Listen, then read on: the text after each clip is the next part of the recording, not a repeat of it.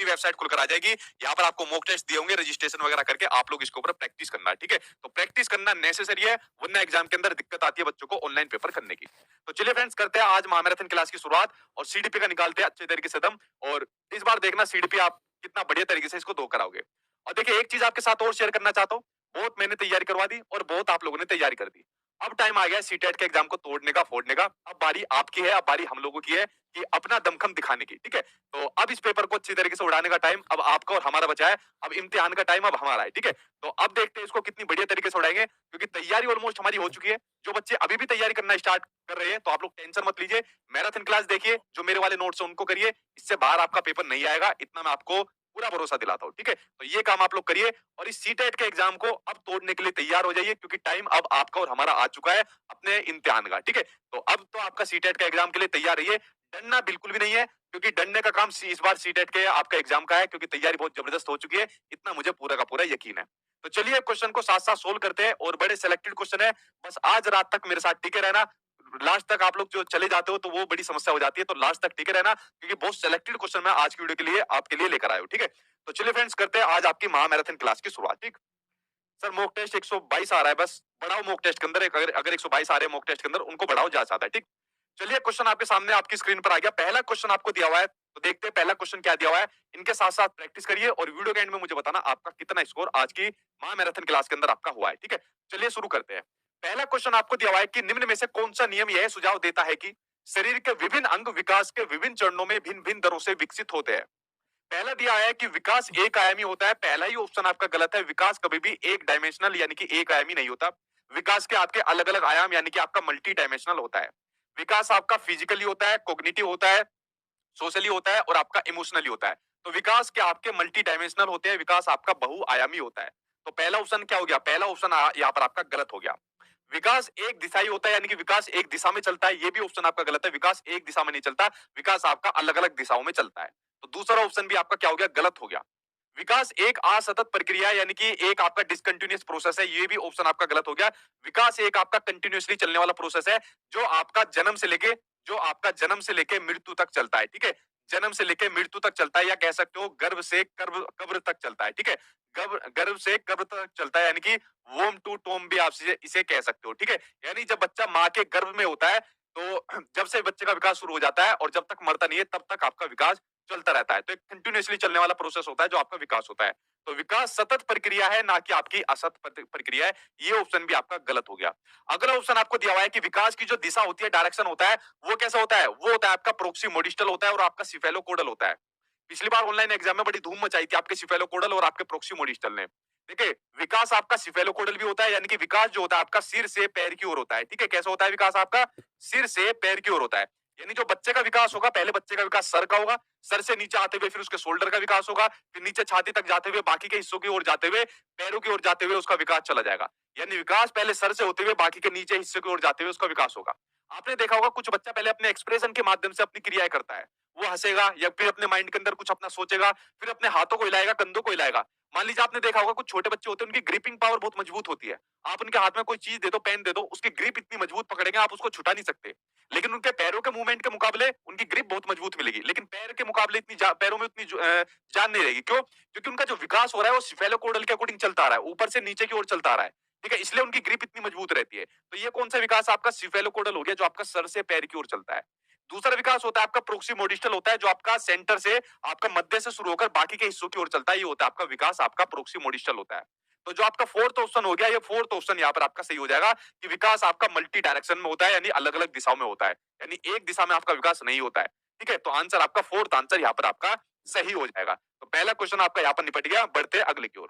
भाई एक काम करिए, आज वीडियो को जितना हो सके आप लोग ज्यादा ज्यादा शेयर करिए, ज्यादा ज्यादा मात्रा में शेयर करिए, अपने यार दोस्तों के पास शेयर करिए, क्योंकि कंपटीशन तो आपका किसी से है नहीं, किसी दूसरे का भला हो जाएगा। क्योंकि यहाँ से मैक्सिमम क्वेश्चन आपको अपने एग्जाम में देखने को मिलेंगे, ये मैं आपको कंफर्म कर देता हूँ आज की वीडियो के अंदर, ठीक है। क्योंकि बड़े सिलेक्टेड क्वेश्चन लाए हो, और अगर मैं छाट के लाया हूँ तो ऐसा हो ही नहीं सकता ऐसे क्वेश्चन आपके एग्जाम में ना आए, ठीक है।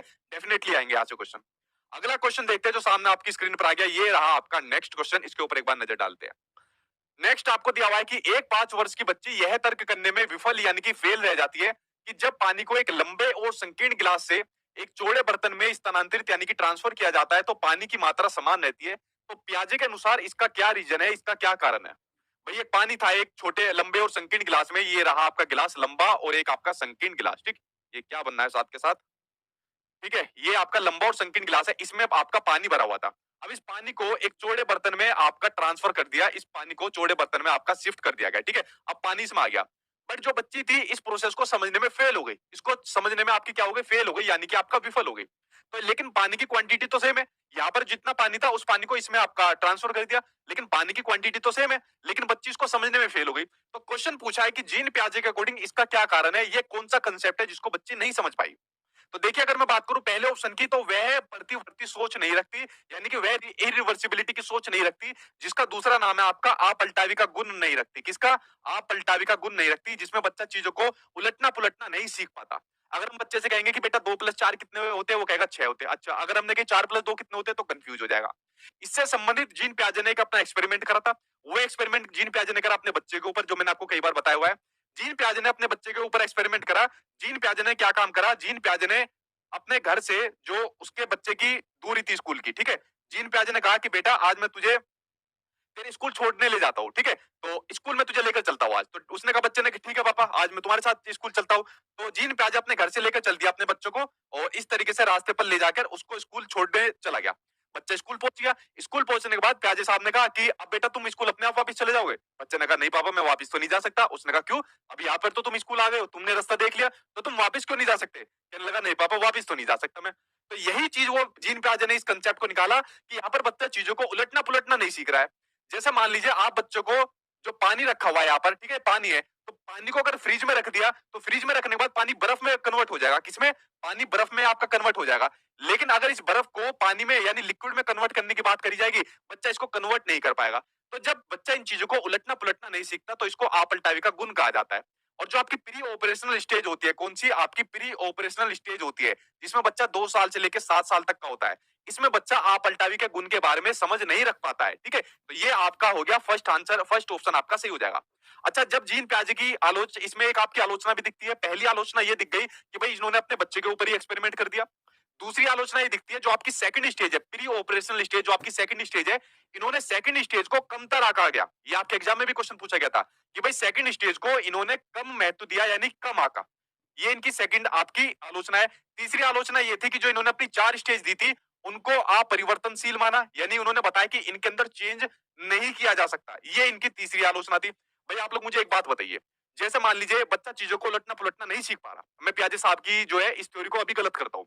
अगर बच्चा चीजों को उलटना पुलटना नहीं सीख पा रहा, बट अगर हम बच्चों को ट्रेनिंग दे दें, अगर जैसे मान लीजिए उसका बच्चा यहाँ पर स्कूल चला गया, अगर हम 2-4 दिन उसको स्कूल से घर पहुंचाए, फिर घर से स्कूल, स्कूल से घर पहुंचाए, तो क्या बच्चा रास्ते को समझ नहीं पाएगा? बिल्कुल समझ पाएगा। बट बच्चे, पियाजे ने कहा कि ये जो स्टेजेस है, ये जो मैंने ये चीजें बताई है, ये अनचेंजेबल है, इनमें चेंज नहीं हो सकता। बट अगर हम बच्चों को एक अच्छा एनवायरमेंट दे दे, अगर हम बच्चों को एक अच्छा पर्यावरण दे दे, उसको ट्रेनिंग दे दे, तो इन स्टेज के अंदर या इन कंसेप्ट के अंदर चेंज किया जा सकता है। तो प्रिय जो आपके जीन पियाजे हैं, उनकी कुछ आलोचनाएं हुई थी जो आपके सीटेट के एग्जाम में भी पूछी जा चुकी है, ठीक है। तो आंसर इसके अकॉर्डिंग आपका फर्स्ट आंसर आपका सही हो जाएगा। आई होप आप लोग इस क्वेश्चन को समझ गए होंगे, जो मैंने आपको डिटेल में बताया। यही से जुड़ा हुआ आपके कुछ और क्वेश्चन भी निकलते हैं। दूसरा है आपका गोल डायरेक्टेड बिहेवियर, ठीक है। जो आपका गोल डायरेक्टेड बिहेवियर होता है, इसमें थोड़ा सा ध्यान से सुनना, ये चीज मैंने आपको कई बार बताई हुई है। पिछली बार सीटेट के एग्जाम में आया कि जो गोल डायरेक्टेड बिहेवियर होता है, वो आपका बच्चे का किस स्टेज के अंदर आ जाता है। गोल डायरेक्टेड बिहेवियर को आपके सीबीएसई वालों ने माना प्री ऑपरेशनल स्टेज के अंदर। हालांकि गोल डायरेक्टेड बिहेवियर आपका सेंसरी मोटर स्टेज के अंदर आ जाता है। किसके अंदर? जब बच्चा सेंसरी मोटर स्टेज के अंदर होता है, यानी कि जब बच्चा 2 साल तक का जो बच्चा होता है, उसके अंदर आपका गोल डायरेक्टेड बिहेवियर आ जाता है।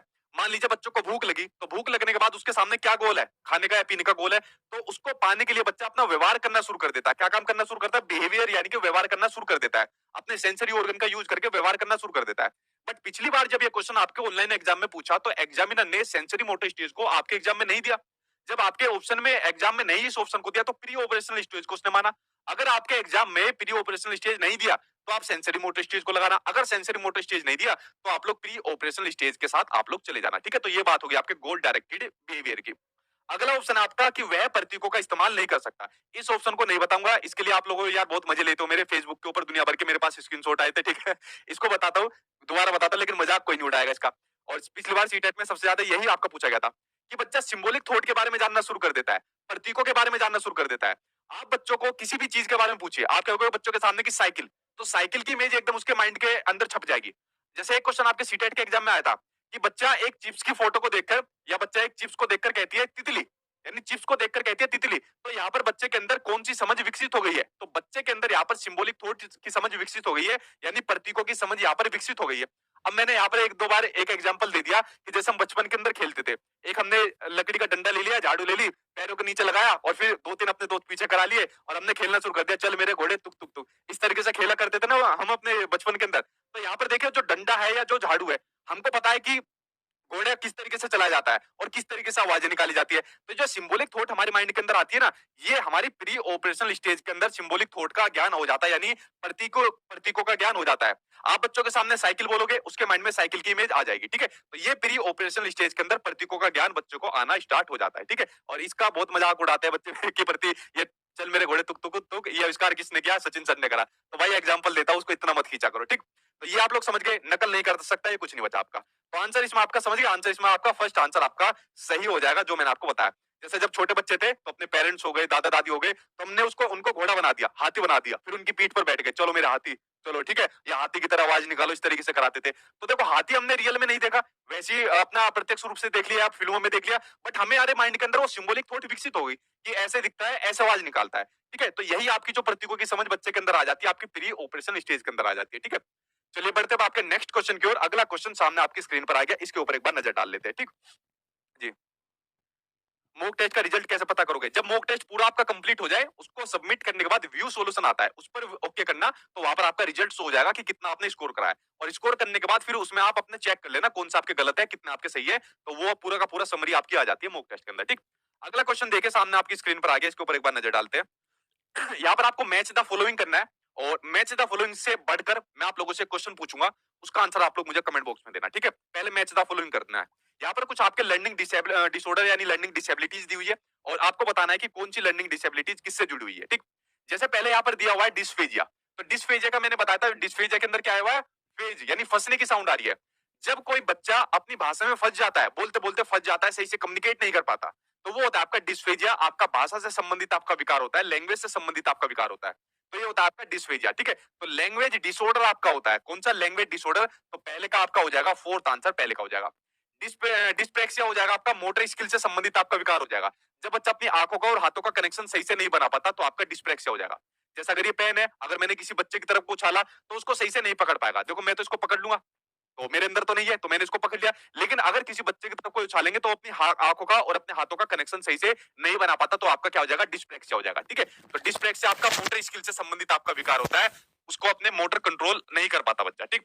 अगला है डिस्कैलकुलिया। डिस्कैलकुलिया के अंदर किसकी साउंड आ रही है? आपके कैलकुलेटर की। तो गणना से, कैलकुलेशन से संबंधित जितने भी इस तरीके के आपके विकार होते हैं, वो होते हैं आपके डिस्कैलकुलिया होते हैं, ठीक है। क्या होते हैं? डिस्कैलकुलिया होते हैं। कहा गया भाई आपका, तो ये रहा आपका मैथमेटिकल कैलकुलेशन, तो इससे संबंधित सारे विकार आपके डिस्कैलकुलिया हो जाएंगे। अगला बच्चा आपका ग्राफिया। जब बच्चों को लिखने से संबंधित जितने भी आपके विकार हो, चाहे बच्चा सही से लिख नहीं पा रहा है, शब्दों को उल्टा लिख रहा है, बी को डी लिख रहा है, सो को वाज लिख रहा है, या लिखने में वो फ्लुएंटली तरीके से नहीं लिख पा रहा है, ठीक है, धारा प्रवाह में नहीं लिख पा रहा है, लिखने से संबंधित ए टू जेड जितने विकार होंगे वो आपके डिस्ग्राफिया हो जाएंगे। तो ये आपके लिखने से संबंधित आपके सारे विकार आपके डिस्ग्राफिया हो जाएंगे, ठीक है। तो इस तरीके से आपका मैच द फॉलोइंग आपका बन गया, ठीक। ये हो गई आपके लिखने से संबंधित विकार। यहाँ पर आपका एक क्वेश्चन आपको और देखने को मिलता है कि जो आपके लर्निंग डिसऑर्डर होते हैं, लर्निंग डिसेबिलिटीज होती है, इनके सफल समावेशन के लिए, इनके सफल इंक्लूजन के लिए आपको क्या क्या रणनीति अपनानी चाहिए। अब मैं यहाँ पर एक लर्निंग डिसऑर्डर ले लेता हूँ। मैंने एक लर्निंग डिसऑर्डर ले लिया डिस्ग्राफिया का। अगर कोई बच्चा डिस्ग्राफिया से ग्रसित है, तो इसके सफल समावेशन के लिए किन रणनीतियों को अपना सकते हो आप लोग? उसका जवाब मुझे आप लोग कमेंट बॉक्स के अंदर बताइए कि उसका क्या सही आंसर हो सकता है, उसका कमेंट बॉक्स में आंसर बताइए, ठीक। चलिए बढ़ते हैं आपके नेक्स्ट क्वेश्चन की ओर। अगला क्वेश्चन सामने आपकी स्क्रीन पर आ गया, ये रहा आपका नेक्स्ट क्वेश्चन, इसके ऊपर एक बार नजर डालते हैं, ठीक है। हाँ भाई बिल्कुल सही। चलो नजर डालते भाई इसके ऊपर। अगला आपको दिया हुआ है कि विद्यार्थियों में व्यक्तिगत विभिन्नताओं यानी जो इंडिविजुअल डिफरेंसेस होते हैं, उनको पूरा करने के लिए एक शिक्षक को क्या करना चाहिए? बताओ भाई भावी शिक्षकों, आप लोग भी इंडिविजुअल डिफरेंसेस का सबसे बढ़िया एग्जांपल है। अगर आपकी क्लास में इंडिविजुअल डिफरेंसेस वाले बच्चे हैं, तो क्या काम करोगे आप लोग? पहला, मानकीकृत पद्धतियों, भाई ये वर्ड अगर आपको कहीं भी देखने को मिल जाए, इसको देखते गलत काट देना, बाकी मेरी जिम्मेदारी है, मेरी सीबीएसई वालों से सेटिंग है, मैं सही करवा दूंगा आपका, ठीक है। आगे पढ़ने की भी जरूरत नहीं है। जब भी आपको स्टैंडर्डाइज आपको देखने को मिले या मानकीकृत आपको देखने को मिले, ये समझ जाना आपका नेगेटिव है। चाहे आपका मानकीकृत पेपर हो, मानकीकृत टेस्ट हो, मानकीकृत आकलन हो, एक्स वाई जेड कुछ भी हो, मानकीकृत आपको मिलना चाहिए। मेरा नाम लेके काट देना, बाकी सब मैं देख लूंगा अपने आप, ठीक है। आगे पढ़ने की जरूरत नहीं है, क्योंकि हम किसी भी मानकीकृत टेस्ट आपकी पेपर उनका यूज नहीं कर सकते, और इसको ज्यादा कम करने की बात आपके करी जा रही है। इस पद्धति का यूज आज की डेट में हम इसको कर नहीं सकते, ठीक। तो पहला ऑप्शन तो आपका गलत हो गया। दूसरा है शिक्षा शास्त्रीय उपागमों और मूल्यांकन के विविध साधनों का उपयोग करना चाहिए। बिल्कुल सही बात है, अलग अलग पेडागोजिकल अप्रोच का यूज करना चाहिए। अगर कोई बच्चे को कोई चीज समझ में नहीं आ रही तो उसको दूसरे मेथड से समझाओ, अलग अलग टीएलएम का यूज करो। तो सबसे बढ़िया मेथड अभी तक तो दूसरा लगा है मुझे। अगला है रटन आधारित अधिगम को देखो, बात आ गई यहाँ पर रोट लर्निंग की बात आ गई। रटन आधारित अधिगम को निर्धारित करने के लिए एक रूप शिक्षा शास्त्र का इस्तेमाल करना चाहिए। हमको बच्चों को रोट लर्निंग करानी नहीं है, हमें तो खुद सीबीएसई वालों ने कह दी कि सचिन भाई साहब इन्हें पढ़ा रहे हो तो इनको रटाना मत है यहाँ पे, ठीक है, वरना फेल कर देंगे सबको सब। तो हमको रोट लर्निंग नहीं करानी, हमें कंसेप्चुअल अंडरस्टैंडिंग की तरफ लेकर जाना है बच्चों को। तो रोट लर्निंग कहीं भी आपके एग्जाम में देखने को मिले, बड़ा सा कट मार देना उसके ऊपर, ठीक है। कंसेप्चुअल अंडरस्टैंडिंग की तरफ हमको बच्चों को लेकर जाना है। अगला है पेपर पेंसिल आधारित टेस्ट। देखो जहां पर भी पेपर पेंसिल टेस्ट आपको देखने को मिले, मानकीकृत टेस्ट आपको देखने को मिले, ठीक है, वर्कशीट वाले टेस्ट आपको देखने को मिले, या आपको नंबर या ग्रेड के लिए आपको पेपर वाले टेस्ट आपको देखने को मिले, ये टेस्ट आपके सारे के सारे नेगेटिव आपके टेस्ट है। इनके साथ आप बिल्कुल भी मत चले जाना, ठीक है। आप कहोगे हमारे तो यही टेस्ट होते थे, तो भाई हम सब लोग भुक्तभोगी है, अब बच्चों के साथ ये वाले काम नहीं हो सकते। अब बच्चों को नए नए तरीके के दूसरे माध्यम से आपको पढ़ाना पड़ेगा। वो जब क्वेश्चन आता है जाएंगे मैं आपको एक्सप्लेन कर दूंगा सारे, ठीक। तो बच्चों को आपको अलग अलग पेडागोजिकल अप्रोच के साथ, अलग अलग साधनों के साथ आपको पढ़ाना पड़ेगा। तो सेकंड आंसर आपका क्या हो जाएगा, सही हो जाएगा यहाँ पर आपका, ठीक है जी। करते रहिए भाई, आप वीडियो को शेयर करते रहिए, आज तो आपका काम बनता है वीडियो को शेयर करने का। अगला क्वेश्चन देखिए सामने आपकी स्क्रीन पर आ गया। नेक्स्ट क्वेश्चन आपको दिया हुआ है कि दिव्यांग छात्रों की शिक्षा के संदर्भ में निम्नलिखित में से किस प्रावधान को एनईपी 2020 द्वारा बढ़ावा नहीं दिया गया, वो आपको बताना है। देखिए एनईपी 2020 कई बार मैं आपको बता चुका हूं, कई बार आपने पढ़ी भी हुई है। जब एनईपी 2020 के अंदर दिव्यांग छात्रों की बात आती है तो एनईपी 2020 ने क्या काम करा, जो आपका आरपीडब्ल्यूडी एक्ट है, right of person with disability act, तो उसको पूरा का पूरा उठाकर रख दिया। जो बात आपके आरपीडब्ल्यूडी एक्ट के अंदर कही गई है कि भाई हम 5 साल के बाद बच्चों का सर्वे करेंगे, हम जो है जितने भी दिव्यांग बच्चे हैं उनके साथ किसी भी प्रकार का भेदभाव नहीं करेंगे। अगर एग्जाम का टाइम रहेगा तो हम दिव्यांग बच्चों को अलग से कुछ एक्स्ट्रा टाइम देंगे, हम जो दिव्यांग बच्चे रहेंगे उनको कुछ स्क्राइब की सुविधा अलग से देंगे, हम दिव्यांग बच्चों को कुछ टीएलएम अलग से देंगे, हम दिव्यांग बच्चों को कुछ किताबें वगैरह अलग से देंगे। तो इस तरीके से कुछ प्रावधान की बात, कुछ अधिकारों की बात आपके आरपीडब्ल्यूडी एक्ट के अंदर कही गई है। किसके, आरपीडब्ल्यूडी एक्ट के अंदर कही गई है, जो आपका 2016 वाला है, ठीक है, जिसमें जो आपकी दिव्यांगता है, आपकी 21 प्रकार की दिव्यांगताएं कर दी गई है। तो यहाँ पर क्वेश्चन पूछा हुआ है एनईपी 2020 द्वारा किसको बढ़ावा नहीं दिया गया। क्वेश्चन आपसे नेगेटिव पूछा है तो आंसर भी आपका नेगेटिव आपको बताना है। पहला है उपयुक्त इमारती ढांचा, एक एप्रोप्रिएट इंफ्रास्ट्रक्चर होना चाहिए आपके दिव्यांग बच्चों के लिए, पहला बिल्कुल सही है। मान लीजिए अगर कोई बच्चा सही से चल नहीं पाता और उसके लिए आप लोगों ने मान ली उसकी क्लासरूम या उसकी लाइब्रेरी आपकी फर्स्ट फ्लोर पर कर दी, तो उसको दिक्कत आएगी या नहीं आएगी, डेफिनेटली उसको दिक्कत आएगी। तो जितनी भी सुविधा होनी चाहिए, अगर कोई बच्चा सही से चल नहीं पा रहा है, ठीक है, या उसको कोई दिक्कत है, तो ग्राउंड फ्लोर पर उसकी सभी सुविधाएं होनी चाहिए, ठीक है। ऐसा उसको इमारती ढांचा मिलना चाहिए, ऐसा उसको एक इंफ्रास्ट्रक्चर मिलना चाहिए जो आपका दिव्यांग बच्चा है। उसके अलावा प्रत्येक विद्यार्थी के लिए एक शिक्षा और एक निजी शिक्षक होना चाहिए, इस वाली बात को भी आपका आरपीडब्ल्यूडी एक्ट कहता है। अगली बात करता है अनिवार्य विशेष शिक्षा की। देखिए अनिवार्य विशेष शिक्षा की बात नहीं करता है यहाँ पर, जो आपका आरपीडब्ल्यूडी एक्ट है, यहाँ पर आपका इंक्लूसिव एजुकेशन की बात करता है, अनिवार्य विशेष शिक्षा की बात नहीं, यहाँ पर आपका इंक्लूसिव एजुकेशन की बात करता है, यानी कि आपका समावेशी शिक्षा की बात करता है, कि जहां पर सभी बच्चों को समान शिक्षा प्रोवाइड की जाए। तो ये ऑप्शन आपका क्या हो जाएगा, ये ऑप्शन आपका नेगेटिव ऑप्शन हो जाएगा। और हमसे नेगेटिव पूछा था तो नेगेटिव का भाई नेगेटिव हो जाएगा। उपयुक्त तकनीकी सुविधाएं मिलनी चाहिए, अलग से कुछ आपका टीएलएम दे दो, कुछ और सुविधाएं दे दो, ठीक है। इन सुविधाओं की बात आपका कौन करता है, एनईपी 2020 में करता है। तो भाई आंसर आपका थर्ड से हो जाएगा, बाकी आपके पॉजिटिव आपके दिए हुए, ठीक। चलिए बढ़ते हैं आपके नेक्स्ट क्वेश्चन की ओर। अगला क्वेश्चन देखिए सामने आपकी स्क्रीन पर आ गया। एक और क्वेश्चन आपका एनईपी 2020 से लिया हुआ है, इसके ऊपर एक बार नजर डालिए। क्वेश्चन आपको दिया हुआ है कि एनईपी 2020 के अनुसार शिक्षा को केवल पूर्व निर्धारित विषय वस्तु पर केंद्रित होना चाहिए। एनईपी 2020 में कहा हुआ है कि जो बच्चों के लिए आप कंटेंट पढ़ा रहे हो, विषय वस्तु पढ़ा रहे हो, उसको ज्यादा बढ़ावा ना देकर उसको लचीलापन आप बनाइए, या उस पाठ्य वस्तु का जो पाठ्य वस्तु होती है, जो कंटेंट होता है, उसमें कमी करिए। तो पाठ्य वस्तु जो होता है या विषय वस्तु जो होता है उसमें कमी की बात करता है, ना कि उस पर केंद्रित यानी कि फोकस करने की बात करता है आपका एनईपी 2020। कि ज्यादा ये मत करो कि दुनिया भर की चीज बच्चों को पढ़ा दो या विषय वस्तु को ज्यादा बढ़ा दो, उसको लचीलापन बनाओ और उसको कम करो जो आपका विषय वस्तु होता है। अब हमारे टाइम में जब हम स्कूल में जाते थे, पता है क्या काम करते थे, दुनिया भर का बोझ अपने उस पर बैग पे टांग लिया, ये भी सब्जेक्ट, इसको भी पढ़ाना है, उसको भी पढ़ाना है। 2 कॉपी लेकर नहीं जाते थे तो हाथ तोड़ दिए जाते थे डंडे मार मार कर। बट अब इसको कम करने की बात कही जा रही है कि कंटेंट को कम करो, ठीक है, कंटेंट को लचीला बनाओ, फ्लेक्सिबल बनाओ और कंटेंट को ज्यादा कम करो, कम करने की बात कही जा रही है। तो पहला ऑप्शन आपका गलत हो गया। समस्या समाधान पर केंद्रित होना चाहिए। एनपी 2020 ने कहा है कि जो बच्चा होना चाहिए एक अच्छा प्रॉब्लम सॉल्वर होना चाहिए, अच्छा समस्या समाधान करता होना चाहिए। तो इस बात को एनपी 2020 ने कहा है। अधिगमकर्ताओं में समालोचनात्मक चिंतन का विकास होना चाहिए। इसके ऊपर लगाओ, वेरी वेरी इंपॉर्टेंट। जहां पर भी आपके एग्जाम में क्रिटिकल थिंकिंग देखने को मिले, समालोचनात्मक चिंतन देखने को मिले, मेरा नाम लेकर लगा देना भाई, मैं सब देख लूंगा, सभी बच्चों का अपने आप देख लूंगा, ठीक है। तो समालोचनात्मक चिंतन को सबसे ज्यादा बढ़ावा देने की बात करी जा रही है आपके, चाहे आपका एनईपी 2020 हो, चाहे आपका एनसीएफ 2005 हो। एनसीएफ 2005 के अलावा तो आपका 20 पे आ गया, ठीक है। तो सबसे ज्यादा बढ़ावा आपकी क्रिटिकल थिंकिंग को बढ़ावा देने की बात कही जा रही है, जहां पर बच्चा अपने खुद बुद्धि का यूज करके, खुद अपना विवेक का यूज करके सही और गलत का डिसीजन ले सके। ये नहीं कि बच्चों को कुछ भी कह दिया कि तुम्हें ये वाला काम करना है, बच्चे ने उसको सीधा अनुकरण करके उसको फॉलो करना शुरू कर दिया, नहीं। जहां पर बच्चा खुद चीजों को परखे, समझे, सुने और उसके बाद फिर एक डिसीजन ले सके, ठीक है। तो वो होता है आपका क्रिटिकल थिंकिंग होती है, और इसको बढ़ावा देने की बात सबसे ज्यादा आपके करी जा रही है। आपके ऑप्शन में कहीं भी क्रिटिकल थिंकिंग देखने को मिले, उस ऑप्शन को देखते से कर देना, वो ऑप्शन आपका हमेशा सही माना जाएगा, ठीक है। तो दूसरा ऑप्शन आपका क्या हो जाएगा, तीसरा सही हो जाएगा। अन्वेषण निर्धारित और खोज आधारित तो आपका होना चाहिए। देखिए, मैंने कहा आज की डेट में जो आपका शिक्षण होना चाहिए, वो सबसे ज्यादा आपका डिस्कवरी लर्निंग होना चाहिए, खोज आधारित होना चाहिए। जहां पर बच्चे क्वेश्चन पुटअप कर सके क्लासरूम में कि सर इसका आंसर क्या होगा, ये चीज ऐसे कैसे होगी। जहां पर जो टीचर है ना, वो होमवर्क ना दे बच्चों को। पहले टाइम में जैसे हमें होमवर्क मिलता था, भाई ये तू काम ये करके लाइयो घर से, नहीं लेगा तो तेरी तोड़ाई होगी, ये वाली चीज ना हो। अब बच्चा क्या काम करना चाहिए, उसको डिस्कवरी लर्निंग बेस आधारित आपको चीजें देनी चाहिए कि बेटा एक काम कर, मैं तू ये वाला काम दे रहा हूँ, ये तू 10 जानवरों के बारे में अपने आसपास में ऑब्जर्व करियो, अवलोकन करियो, और जो जो चीजें तुझे मिले आसपास में, वो फिर तू मुझे कल आके क्लासरूम में बताइए।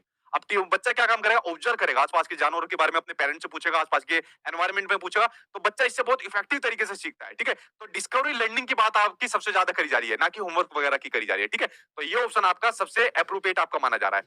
तो भाई आपका कौन सा हो जाएगा, ये आपका गलत है, और बाकी के तीनों आपके सही हो जाएंगे इस तरीके से, ठीक। चलिए बढ़ते अब आपके नेक्स्ट क्वेश्चन की ओर।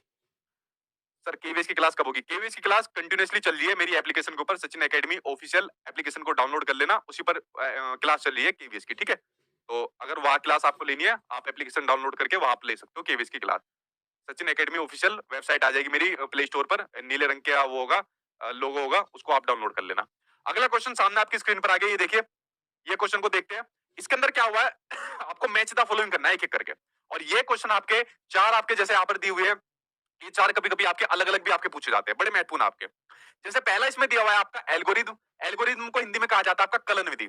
ये बेसिकली सबसे ज्यादा आपकी मैथ्स के अंदर पूछी जाती है, एक नंबर की तो भाई आपके एग्जाम में जरूर आएगी, कलन विधि यानी कि एल्गोरिदम मेथड। इसको मैं कई बार बता भी चुका हूं इससे पहले आपको, ठीक है। तो आज 100 प्लस क्वेश्चन होने हैं, तो 100 प्लस क्वेश्चन के अंदर आपको सिलेक्टेड क्वेश्चन आपको मिलेंगे। तो एल्गोरिदम मेथड आपका सबसे ज्यादा यूज होता है आपका मैथ्स के अंदर, और ये मेथड आपका कैसा है, आपका ये नेगेटिव मेथड है। कैसा मेथड है, ये आपका नेगेटिव मेथड है, इसको ज्यादा आपको यूज नहीं करना है। इसमें क्या होता है, एल्गोरिथम मेथड में एक समस्या को एक ही तरीके से सोल्व किया जाता है। इसमें बच्चों की क्रिएटिविटी ज्यादा नहीं होती।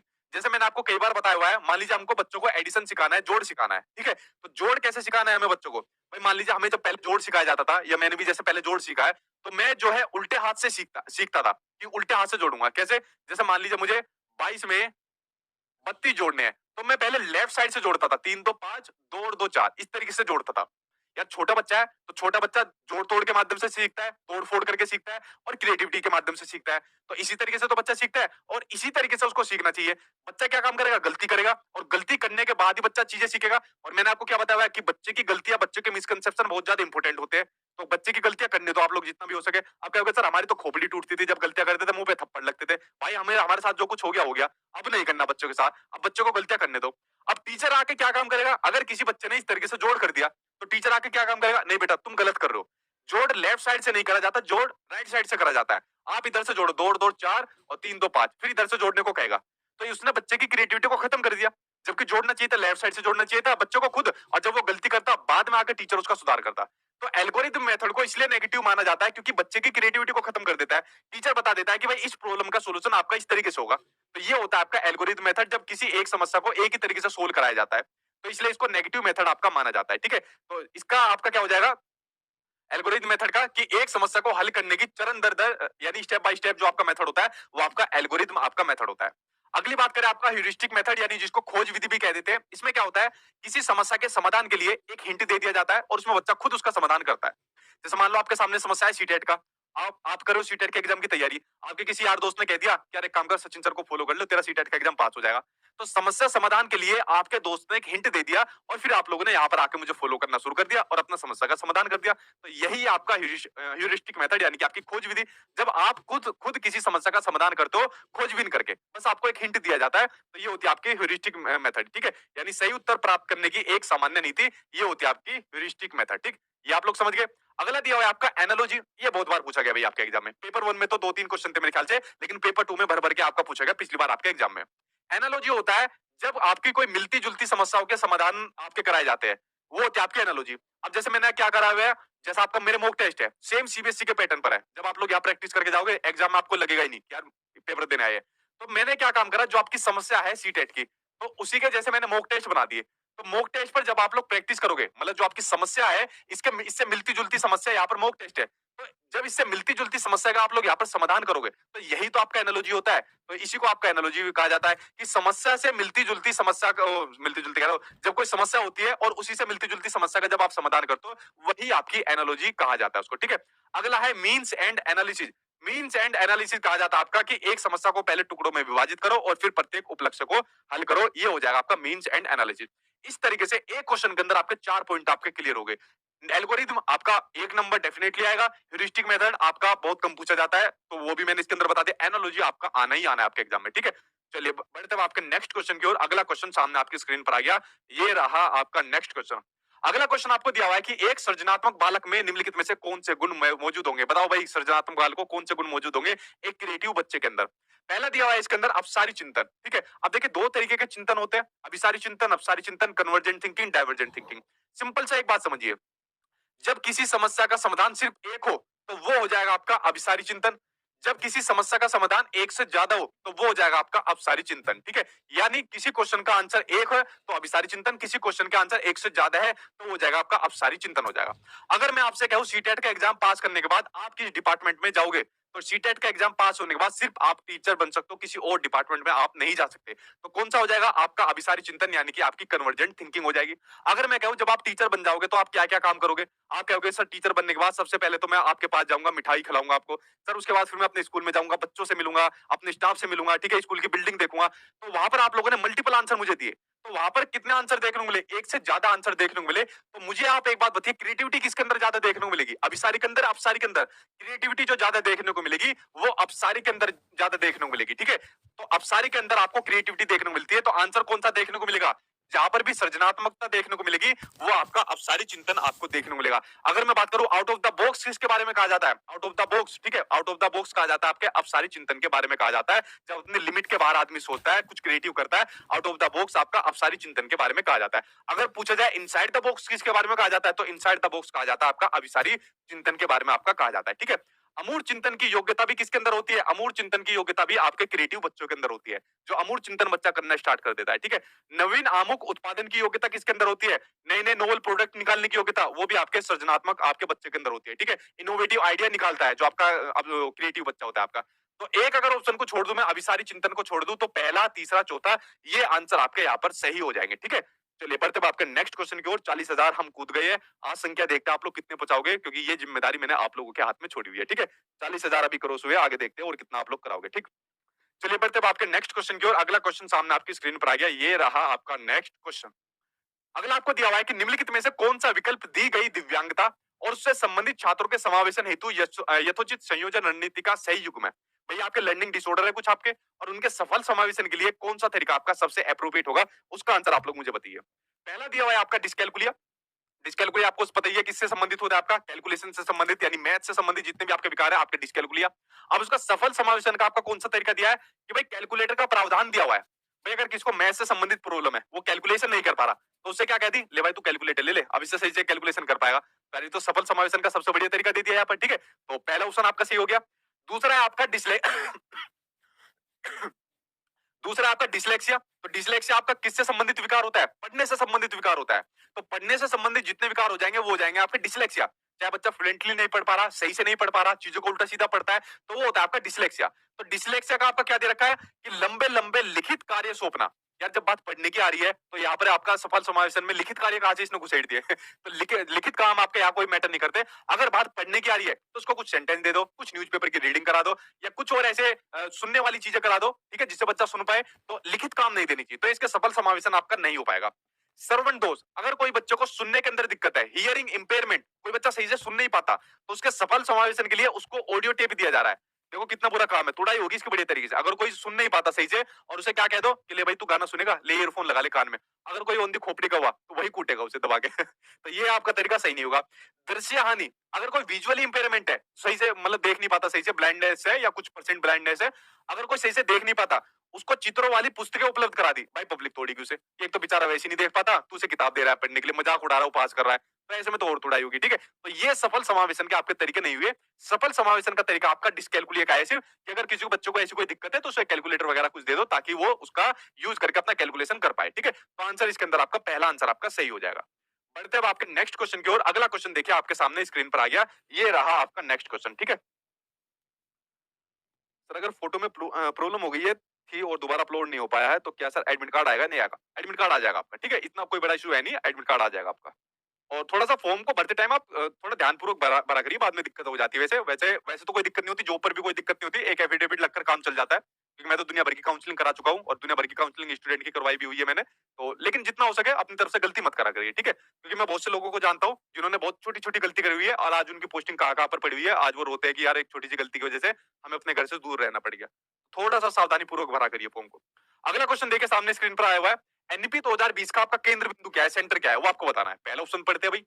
कठोर पाठ्यक्रम, भाई कठोर पाठ्यक्रम तो होने नहीं चाहिए, ठीक है। रिगिड आपका करिकुलम नहीं होना चाहिए, रिगिड की जगह आपका फ्लेक्सिबल होना चाहिए, यानी कि आपका लचीलापन होना चाहिए, ठीक है। जो कार्यक्रम कार्यक्रम होना चाहिए वो आपका फ्लेक्सिबल होना चाहिए, जो बच्चों के स्तर के अकॉर्डिंग होना चाहिए, जो बच्चों के स्तर के अकॉर्डिंग जिसमें उसमें चेंज किया जा सका है, तो ऐसा करिकुलम होना चाहिए। कठोर बिल्कुल नहीं होना चाहिए। जहां पर कठोर शब्द आ जाए, रिगिड शब्द आ जाए, उसको देख के गलत काट देना। आपको फ्लेक्सिबल के साथ जाना है, ठीक है। अगला पढ़ते हैं आपका बहुविषयकता और समग्र शिक्षा। बिल्कुल सही बात है, आपकी एनईपी 2020 के अंदर क्लियर चैप्टर दिया हुआ है मोटी-मोटी हेडलाइन के अंदर कि बहुविषयकता और समग्र शिक्षा बच्चों को देनी चाहिए। हमारे देश के अंदर अलग-अलग यूनिवर्सिटीज बनी हुई है, अलग-अलग कॉलेज बने हुए हैं, जहां पर मल्टीपल सब्जेक्ट पढ़ाए जाते हैं। तो बच्चों को कहा हुआ है जो भी आपको सब्जेक्ट अच्छा लगता है आप उसको पढ़िए और बच्चों को समग्र शिक्षा देनी चाहिए, ठीक है। तो इस चैप्टर के ऊपर बात करी जाती है, तो सेकंड ऑप्शन आपका सी हो जाएगा। परीक्षा की ओर और उसके लिए सीखना, परीक्षाओं के लिए सीखने की बात नहीं करता, एग्जाम की ओर सीखने की बात नहीं करता एनईपी 2020, ठीक है। सीखने को कैसे सीखा जाए इसकी ओर बात करता है, कि सीखने को कैसे सीखा जाए इसकी ओर बात करता है, ठीक है। तो ये आंसर आपका सही हो जाएगा। ओ सॉरी, गलत हो जाएगा। आकलन के योगात्मक तरीकों को अपनाना। देखिए एनईपी 2020 ने कहा है कि जो आपका दो असेसमेंट होते हैं, formative assessment, summative assessment. Formative assessment को सबसे बेस्ट माना गया आपका। फॉर्मेटिव असेसमेंट वो असेसमेंट होता है आपका जो आपका टीचिंग लर्निंग प्रोसेस के दौरान चलता है। कौन सा? फॉर्मेटिव असेसमेंट जो आपका टीचिंग लर्निंग प्रोसेस के दौरान चलता है, इसको सबसे बेस्ट माना गया है और इसी को सबसे ज्यादा बढ़ावा देने की आपकी बात करी जा रही है। अब जैसे हमारा टीचिंग लर्निंग प्रोसेस चल रहा है, मैं आपको पढ़ा रहा हूँ, आप लोग पढ़ रहे हो। अगर मान लीजिए आपको कोई दिक्कत हुई, आपने कमेंट करा कि सर मुझे समझ में चीज नहीं आई, मैंने कहा अच्छा समझ में नहीं आई तो चलो मैं इसका आंसर दे देता हूँ, या मैंने आपसे कुछ क्वेश्चन पूछा, आप लोगों ने कुछ ने बताया, कुछ ने नहीं बताया, तो अभी यहीं पर समाधान हो जाएगा। अब मान लो ये मेरी क्लास खत्म हो गई, उसके बाद आप मुझसे कुछ क्वेश्चन पूछ रहे हो, तो मैं तो बताऊंगा ही नहीं, मैं तो सोने चला जाऊंगा, बाद में पूछते रह जाना क्वेश्चन। तो फॉर्मेटिव असेसमेंट वो असेसमेंट होता है जो आपका टीचिंग लर्निंग प्रोसेस के दौरान चलता है, और आपका समेटिव असेसमेंट वो असेसमेंट होता है जब टीचिंग लर्निंग प्रोसेस खत्म हो जाता है। जब बच्चे के ईयरली हाफ ईयरली एग्जाम हो जाते हैं, तो वो होता है आपका समेटिव असेसमेंट। तो भाई एनईपी 2020 ने कहा कि जो आपका फॉर्मेटिव असेसमेंट है उसको बढ़ाओ और जो समेटिव असेसमेंट है उसको ज्यादा से ज्यादा कम करो, ठीक है। तो ये वाली बात कही हुई है, और आपकी कही हुई है कि आपको समेटिव असेसमेंट से आपको फॉर्मेटिव असेसमेंट की ओर ज्यादा से ज्यादा लेकर जाना है, कि समेटिव असेसमेंट को ज्यादा से ज्यादा आपको कम करना है और फॉर्मेटिव को आपको बढ़ाना है, ठीक है। तो ये बात आपको समझ आएगी जो मैंने आपको कही हुई है। और बाकी थर्ड ऑप्शन आपका ये गलत हो ही जाएगा। यह सीखना कि कैसे सीखना है, इस वाली बात को आपके एनईपी 2020 ने कहा हुआ है। अगला क्वेश्चन सामने आपकी स्क्रीन पर आ गया। अगला है आपका ये क्या है? समकालीन विचारधारा। यहाँ भाई सा लगा दो, ये मिसप्रिंट हो गया थोड़ा सा। समकालीन विचारधाराओं के अनुसार बाल विकास की प्रक्रिया आपको दी हुई है। किसकी बाल विकास की प्रक्रिया आपको दी हुई है? ऑप्शन को पढ़ लेते हैं, कौन सा ऑप्शन यहाँ पर आपका सही हो जाएगा, एक बार नजर डाल लेते हैं, ठीक है। डेट ऑफ बर्थ गलत हो गई, कोई बात नहीं, उससे भी ज्यादा दिक्कत नहीं होगी, अब आप एग्जाम देने दीजिए, ठीक है। बताइए बाल विकास की प्रक्रिया, उसके बारे में पढ़ते हैं। सभी बच्चों के लिए एक समान है, बिल्कुल गलत, आगे ऑप्शन पढ़ने की जरूरत ही नहीं है। बाल विकास की प्रक्रिया सभी बच्चों के लिए एक समान बिल्कुल नहीं हो सकती। हर बच्चे की सीखने की एबिलिटी अलग है, हर बच्चे की सीखने का जो तरीका होता है, जो डेवलपमेंट की जो रेट होती है वो भी अलग अलग होती है। तो बाल विकास की जो प्रक्रिया होती है ना, वो भी हर बच्चे के अंदर अलग अलग पाई जाती है। जितनी भी आप वीडियो देख रहे हो ना, क्या सभी के अंदर सीखने की एक जैसी क्षमता है? नहीं है। आप लोग इंडिविजुअल डिफरेंसेस का सबसे बढ़िया एग्जाम्पल हो, जितने लोग आप वीडियो देख रहे हो। तो बाल विकास की जो आपकी प्रक्रिया मानी जाती है ना, वो भी आपके अंदर सभी की डिफरेंस पाई जाती है। बहुआयामी है क्योंकि बच्चे विभिन्न प्रकार के संदर्भों में पलते हैं, बिल्कुल सी बात है, मल्टी डायमेंशनल होती है। देखो आप लोग भी जो वीडियो देख रहे हो, चाहे मैं भी हूँ, हम लोग अलग अलग परिवेश में पले हैं भाई। कोई आदमी किसी में पड़ा है, कोई किसी में पला है, किसी का पैसों का अच्छा खासा हिसाब है, किसी का कम हिसाब है, किसी के घर वाले कुछ और चीज बताते हैं, किसी को कुछ और बताते हैं। तो बाल विकास की जो प्रक्रिया होती है ना, वो भी आपकी अलग अलग देखने को मिलती है। तो सेकंड ऑप्शन अभी तक यहाँ पर सही है। बाल विकास की प्रक्रिया का पूर्वानुमान बिल्कुल नहीं लगाया जा सकता, बिल्कुल गलत है ये ऑप्शन आपका। बाल विकास के अंदर मैंने आपको बताया था, जब मैंने आपको डेवलपमेंट के बारे में बताया था कि डेवलपमेंट का प्रिडिक्शन यानी कि पूर्वानुमान लगाया जा सकता है और काफी हद तक लगाया जा सकता है। एक सिंपल सी बात बताओ, अगर मुझे किसी बच्चे का शारीरिक विकास देखना है कि कितना उसका फिजिकल डेवलपमेंट हो सकता है, अगर मैं किसी बच्चों को अच्छा खाना पीना दूं और कुछ अच्छा खासा वो खाना पीना देने के बावजूद 1-2 महीने के बाद उसमें फर्क दिख जाएगा मुझे कि इसका शारीरिक विकास किस स्पीड से हो रहा है और कहां तक होगा, तो क्या मैं उसका अनुमान नहीं लगा सकता कि इसका वेट यहाँ तक जाएगा, यहाँ तक इसका शारीरिक विकास हो सकता है। तो इसलिए जो डेवलपमेंट होता है उसका पूर्वानुमान यानी उसका प्रिडिक्शन काफी हद तक लगाया जा सकता है। इसने कह दिया उसका पूर्वानुमान नहीं लगाया जा सकता। आप लोग वीडियो देख रहे हो, बहुत से बच्चों को मैं बता सकता हूँ इस बार 130 वाले बहुत बच्चे मिलेंगे, 140 वाला भी मिलेगा। तो ये ऑप्शन आपका गलत है कि इसका पूर्वानुमान बिल्कुल नहीं लगाया जा सकता। सिर्फ माता पिता से प्राप्त आनुवंशिक गुणों द्वारा ही निर्धारित होता है, बिल्कुल गलत। डेवलपमेंट जो होता है या बाल विकास की जो प्रक्रिया होती है ना, वो सिर्फ हेरिडिटी द्वारा निर्धारित नहीं होती।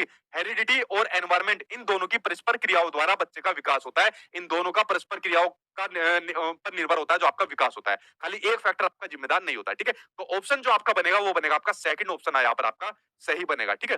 चलिए बढ़ते हैं आपके नेक्स्ट क्वेश्चन की ओर। अगला क्वेश्चन सामने आपकी स्क्रीन पर आ गया, ये रहा आपका नेक्स्ट क्वेश्चन। इसके ऊपर एक बार नजर डालते हैं, ठीक है। ठीक, चलो भाई बढ़ते हैं आपके नेक्स्ट की ओर। आपकी क्लास का एक विद्यार्थी प्रतिस्पर्धात्मक वातावरण यानी आपका कॉम्पिटिटिव एनवायरनमेंट चाहता है, ठीक है, जो कि आप लोगों का हो रखा है आपस में, ठीक है, कभी कोई सा आगे ना निकल जाए। तो कॉम्पिटिटिव एनवायरनमेंट के बारे में आशंकित और चिंतित रहता है। एक अध्यापिका के तौर पर आपको लगता है कि क्या लगता है, उच्च स्तर की शैक्षिक आशंका लोगों को अभिप्रेरित और जिम्मेदार रखती है और एक संधारणीय और समृद्ध जीवन के लिए मदद करती है, ठीक है। क्या ये ऑप्शन यहाँ पर आपका सही हो जाएगा? नहीं, उच्च स्तर की शैक्षिक आशंका लोगों को मोटिवेट नहीं रखती, ठीक है। अगर मान लो कोई कॉम्पिटिटिव प्रवृत्ति का यहाँ पर बच्चा चाहता है, तो क्या उसको मोटिवेट करेगा वो आपस में कॉम्पिटिटिव एग्जाम के लिए? नहीं करेगा भाई आपका, ठीक है। तो पहला तो आपका गलत है। विद्यार्थियों की बढ़ी हुई संख्या और बेचैनी से भावात्मक डर पैदा होता है, जो विद्यार्थी की एकाग्रता, शक्ति और स्मृति क्षमता को प्रभावित करता है। देखो जब आपस में कॉम्पिटिटिव आपकी प्रवृत्ति पाई जाती है ना, कॉम्पिटिशन देखने को मिलता है, यार ये छोटी सी वैकेंसी निकली है, इतनी कम भर्ती है और कैसे मेरा एग्जाम पास होगा, तो एक अजीब तरीके का डर आपको देखने को मिलता है। अब यहाँ पर आपका कॉम्पिटिशन नहीं है सीटेट वालों का, अरे यार हम भी नंबर ले आएंगे भाई, तू भी ले आएगा, चल एक काम कर सारी वीडियो देख लेते हैं सचिन सर की, या एक काम करते हैं इनके नोट्स है चल आपस में पढ़ लेते हैं, इस तरीके की प्रवृत्ति होगी। लेकिन अगर कॉम्पिटिशन आ गया फिर नहीं देगा भाई कोई भी एक दूसरे को अपनी चीज, फिर तो गला काट प्रतियोगिता हो जाएगी। तो ये क्या होता है आपका, ये जो विद्यार्थियों की बढ़ी हुई संख्या और बेचैनी से क्या होता है, भावात्मक डर पैदा हो जाता है, यार कहीं वो मुझसे आगे ना निकल पाए। तो ये जो दूसरा ऑप्शन है ना यहाँ पर, ये यहाँ पर दूसरा सही है, ये आपका गलत है, ये मोटिवेट नहीं होता इससे आपका, ठीक है। चलिए बढ़ते हैं आपके नेक्स्ट क्वेश्चन की ओर। अगला क्वेश्चन आपको क्या दिया हुआ है, 12 का पहला आपका सही हो जाएगा। प्लीज हेल्प मी सर, मेरा डेट ऑफ बर्थ 2-3-2000 है, लेकिन ऑनलाइन करते टाइम 2-2-2000 हो गया, कैसे सही होगा, और अभी एग्जाम सीटी नोट अलॉटेड बता रहा। देखो आपकी डेट ऑफ बर्थ गलत हो गई, उससे कोई भी दिक्कत नहीं होने वाली। आप एग्जाम को पास करिए, एग्जाम को पास होने के बाद पड़पड़गंज के अंदर एक आप अपना फॉर्म दे देना, वहां पर अपने डॉक्यूमेंट दे देना 10वीं वगैरह के अंदर, तो वो 1 महीने का पूरा प्रोसेस है, वो आपका सही हो जाएगा, उसकी बेफिक्र रहिए, आप टेंशन मत लीजिए, ठीक है। दिल्ली के अंदर पड़पड़गंज के अंदर आपकी यूनिट है सीटेट वालों की, वहां से आपका सही हो जाएगा, ठीक। टेंशन मत लो, फिलहाल एग्जाम के ऊपर ध्यान लगाओ, ये ज्यादा बड़े मैटर नहीं है। मैंने तो इतने बड़े बड़े मैटर देखे हैं, कुछ मैंने कुछ अपने जानने वालों को भी सुलटवाए है, ये तो आपका कुछ भी नहीं है मैटर, ठीक है। बेफालतू में टेंशन मत लिया करो छोटे छोटे कामों के ऊपर। अगला देखो क्वेश्चन आपकी स्क्रीन पर आ गया, निम्नलिखित में से कौन सा कथन सही नहीं है, कौन सा स्टेटमेंट आपका सही नहीं है, उसके ऊपर भाई एक बार नजर डाल लेते हैं कि कौन सा स्टेटमेंट आपका सही नहीं है। चलो डालते हैं नजर। पहला दिया हुआ है आपका कि विकास क्रमबद्ध व व्यवस्थित होता है, बिल्कुल सही बात है भाई, विकास एक सीक्वेंस में होता है और एक आपका ऑर्डरली चलता है। भाई आपने देखा छोटा बच्चा कैसे चलना शुरू करता है, पहले बैठना सीखता है, फिर उठना सीखता है, फिर खड़ा होना सीखता है, फिर चलना सीखता है। तो विकास कैसे होता है, एक सीक्वेंस में होता है। कोई ऐसा बच्चा देखा है पैदा होने के बाद थोड़े टाइम बाद दौड़ लगाना शुरू कर दिया सीधा, ऐसा तो नहीं देखा ना। तो बच्चे विकास जो होता है कैसे होता है, एक सीक्वेंस में होता है, एक ऑर्डरली होता है, कि उठेगा बैठेगा चलेगा थोड़ा बहुत चलना शुरू करेगा फिर दौड़ लगाना सीखेगा। तो पहला ऑप्शन क्या हो गया, पहला ऑप्शन यहाँ पर आपका पॉजिटिव हो गया, सही हो गया। विकास केवल आनुवंशिकता से प्रभावित होता है, बिल्कुल गलत। जस्ट मैंने अभी आपको बताया कि विकास के लिए दोनों फैक्टर होना आपके जरूरी है, आनुवंशिकता के साथ साथ आपका वातावरण भी आपका होना जरूरी है, वातावरण भी आपका होना जरूरी है आपके विकास के लिए, ठीक है। तो ये ऑप्शन आपका गलत हो जाएगा। अच्छा गलत ये पूछा है ना, तो गलत का भाई गलत हो जाएगा, नेगेटिव का भाई नेगेटिव हो जाएगा। विकास का सभी क्षेत्र एक दूसरे पर निर्भर होते हैं। विकास के जो सभी क्षेत्र होते हैं, चाहे शारीरिक हो, मानसिक हो, संज्ञानात्मक हो, आपके सामाजिक हो, सभी एक दूसरे पर निर्भर होते हैं और एक दूसरे से कनेक्टेड रहते हैं। ठीक है, तो ये ऑप्शन भी आपका सही है। विकास की गति कैसी होती है? आपकी व्यक्तिगत होती है, यानी रेट ऑफ जो डेवलपमेंट होती है वो आपकी व्यक्तिगत होती है और एक दूसरे से अलग होती है, भिन्न होती है। भाई जितने आप लोग वीडियो देख रहे हो, भाई कोई अलग स्पीड से बढ़ रहा है, किसी का विकास अलग स्पीड से हो रहा है। सबका विकास एक जैसा थोड़ी हो रहा है। क्या सब एक जैसे जितने नंबर लेकर आ जाओगे? कोई अलग अलग नंबर लेकर आएगा, कोई 120 लाएगा, 30 लाएगा, 40 लाएगा, ठीक है, कोई कुछ भी नहीं लाएगा और कोई 150 ले आएगा। तो विकास की जो रेट है वो आपकी अलग अलग देखने को मिलती है। ये विकास का कुछ आपके प्रिंसिपल थे जो मैंने आपको बताया, ये प्रिंसिपल यहाँ पर गलत दे दिया। यहाँ पर आनुवंशिकता के साथ वातावरण होना चाहिए था, तो आपका यहाँ पर सही हो जाता है। ठीक, चलिए बढ़ते अब आपके नेक्स्ट की ओर। अगला आपको आ गया स्क्रीन पर, ये रहा आपका नेक्स्ट क्वेश्चन। अगला दिया है आपको कि निम्नलिखित में से कौन सा तरीका प्रतिपुष्टि यानी कि फीडबैक जो होता है, फीडबैक को प्रेरक यानी मोटिवेटर के रूप में उपयोग करने का अनुचित तरीका है। देखो क्वेश्चन पूछा है आपको, अनुचित तरीका पूछा है, उचित नहीं पूछा, अनुचित तरीका आपसे पूछा है। तो बताओ कौन सा आपका अनुचित तरीका है, उसके ऊपर एक बार नजर डाल लेते हैं। ठीक है, देखिए पहला दिया है कि विद्यार्थियों की क्षमता पर केंद्रित प्रतिपुष्टि देना। अब एक बात बताओ, आपकी जितनी क्षमता है, मान लो मुझे आपका फीडबैक चेक करना है कि भाई देखो इनका स्कोर कितना है, आज की वीडियो से फीडबैक पता चल जाएगा। जितने क्वेश्चन आपने अटेम्प्ट करे, यहाँ से पता चल जाएगा भाई आपकी तैयारी कितनी हो रखी है। तो मुझे आपके काम पर फीडबैक देना है या आपकी क्षमता पर फीडबैक देना है कि देखो इनके अंदर कितनी जान बची हुई है? मुझे आपके काम पर फीडबैक देना है, ना कि क्षमता पर फीडबैक देना है, जो आप यहाँ पर अपना स्कोर करोगे। तो ये ऑप्शन कैसा है? आपका नेगेटिव है। गतिविधि की प्रक्रिया पर केंद्रित प्रतिपुष्टि देना, जो यहाँ पर आप गतिविधि दिखा रहे हो, जो यहाँ पर आप अपनी एक्टिविटी दिखा रहे हो, एक्टिविटी कैसे दिखा रहे हो? यहाँ पर क्वेश्चन को सोल्व करके और फिर बाद में अपना रिजल्ट बताओगे, उस पर जो अपना फीडबैक दे रहे हैं वो आपका पॉजिटिव यहाँ पर माना जाएगा। ठीक है, तो ये आपका पॉजिटिव है। विद्यार्थी के काम से संबंधित वर्णनात्मक शैली में फीडबैक देना, आपके काम से संबंधित फीडबैक देना चाहिए। आपका क्षमता तो किसी में ज्यादा है कम है, तो उस पर फीडबैक देके यार क्या करेगा जो टीचर करेगा। अन्य विद्यार्थियों के साथ तुलना किए बिना फीडबैक देना। देखो यहाँ पर बात आ रही है कि तुलना यहाँ पर बात आ रही है कि बच्चों के बीच में तुलना नहीं करनी। ये बात मैं आपको बार बार कहता हूँ कि किसी भी बच्चों के बीच में आपको कंपैरिजन नहीं करने, और बिना कंपैरिजन किए बिना आपको फीडबैक देना कि भाई तेरा स्कोर अच्छा है, तेरा स्कोर बढ़िया है, और बिना कंपैरिजन किए बिना आपने यहाँ पर फीडबैक दे दिया। तो ये तीनों ऑप्शन आपके सही हो गए और पहला ऑप्शन आपका नेगेटिव है, तो नेगेटिव का भाई नेगेटिव आंसर आपका सही हो जाएगा। ठीक है, चलिए बढ़ते हैं आपके नेक्स्ट क्वेश्चन की ओर। अगला क्वेश्चन सामने आपकी स्क्रीन पर, ये रहा आपका अगला क्वेश्चन जो आपके स्क्रीन पर आ गया। ठीक है, चलिए बढ़ते हैं आपका अगले की ओर। अगला आपको दिया हुआ है कि अभिकथन दिया है आपको, एक असर्शन दिया हुआ है आपको कि किसी नए संप्रत्यय यानी कंसेप्ट का शिक्षण शुरू करने से पहले एक शिक्षिका को पूर्वापेक्षित ज्ञान की समीक्षा कर लेनी चाहिए। यह विद्यार्थियों को नए संप्रत्यय को समझने के लिए आवश्यक जानकारी को ध्यान में लाने में मदद करेगा। मैं कई बार आपको बता चुका हूं, आपने अपने टीचिंग ट्रेनिंग कोर्स में यह काम किया होगा। मान लीजिए आप किसी बच्चों को पढ़ा रहे हो और कोई भी टॉपिक पढ़ा रहे हो, आप बच्चों को पढ़ाने से पहले आप बच्चे के पूर्वा जो ज्ञान होता है, जो बच्चे का एक्सपीरियंस होता है, उसको ऐड करिए कि बेटा आज मैं आपको एक टॉपिक पढ़ा रहा हूँ, पानी के ऊपर एक टॉपिक पढ़ा रहा हूँ, क्या आप पानी के बारे में कुछ जानते हो? बच्चे कहेंगे यस सर, पानी के बारे में जानते हो। देखो मैं सर पानी की बोतल लेकर आया हूँ, इसके अंदर पानी है। सर मेरे गांव के पास में तालाब है, उसके अंदर पानी है। सर हमारे यहाँ पे एक बहुत बड़ी मशीन आई है, उसमें पानी को कंजर्वेशन के माध्यम से उसमें रखा जाता है, पानी को स्टोर रखा जाता है। तो बच्चा दुनिया भर की चीज आपको बता देंगे। तो पढ़ाने से पहले बच्चे को एक्सपीरियंस को आप क्लासरूम के अंदर ले आओ। ठीक है, तो ये सबसे इफेक्टिव तरीका होता है आपको बच्चों को पढ़ाने का। तो ये काम आपका होना चाहिए किसी भी कंसेप्ट को, संप्रत्यय को पढ़ाने से पहले। तो भाई पहला तो आपका सही है। तो इसमें कारण आपका दिया हुआ है आपका, हमेशा एक बात और ध्यान रखना, जब भी आपको अभिकथन दिया हो और उसके नीचे जो आपको कारण दिया हो वो उससे कनेक्ट होना चाहिए। मान लो अगर वो पॉजिटिव होगा तो सही होगा, लेकिन अगर उससे कनेक्ट नहीं हुआ तो समझ लेना वो उसकी व्याख्या नहीं करता, वो आपको मिलेगा। ठीक है, अब कारण इसमें दे दिया कि शारीरिक दंड का अभ्यास शिक्षार्थियों के अवांछनीय व्यवहार को सुधारने की रणनीति के रूप में नहीं किया जाना चाहिए। देखो भाई, चाहे विद्यार्थियों का अवांछनीय व्यवहार हो, वांछनीय व्यवहार हो, इनकी तो कोई हैसियत नहीं है, ना टीचर की हैसियत है, ना मेरी ना आपकी हैसियत है कि बच्चों को किसी भी प्रकार की पनिशमेंट दी जा सके। आरटी के अंदर लिखा हुआ है, एनईपी 2020 के अंदर आपका लिखा हुआ है, एनसीएफ 2005 के अंदर लिखा हुआ है कि बच्चों को किसी भी प्रकार की पनिशमेंट आप नहीं दे सकते, ना ही फिजिकली दे सकते, ना ही मेंटली दे सकते हैं। डंडों से तो भूल जाओ, आज की डेट में आप बच्चों की तरफ को उंगली भी नहीं उठा सकते, ये भी नहीं कह सकते तू गधा है। अगर आपने वाली काम कर दिया तो आपके ऊपर कार्रवाई हो जाएगी, चुपके से तो आप कर भी सकते हो। आरटी के अंदर मैंने आपको धारा 17 पढ़ाई थी, और धारा के अंदर 17 के अंदर क्लियर आपके प्रावधान लिखे हुए कि बच्चों को आप किसी भी प्रकार की पनिशमेंट नहीं दे सकते। इतना पावरफुल है बच्चा। ठीक है, केजीएफ का आपका वो है, क्या नाम है, रॉकी भाई आपका, तो समझ लो आपकी क्या वैल्यू होगी तो जो आपका यहाँ पर कारण दिया हुआ है, वो कारण आपका वैसे तो सही है कि शारीरिक दंड का अभ्यास शिक्षार्थियों के अवांछनीय व्यवहार को सुधारने की रणनीति में नहीं किया जाना चाहिए, वैसे तो कारण सही है, बट ये कारण इससे कनेक्टेड नहीं है।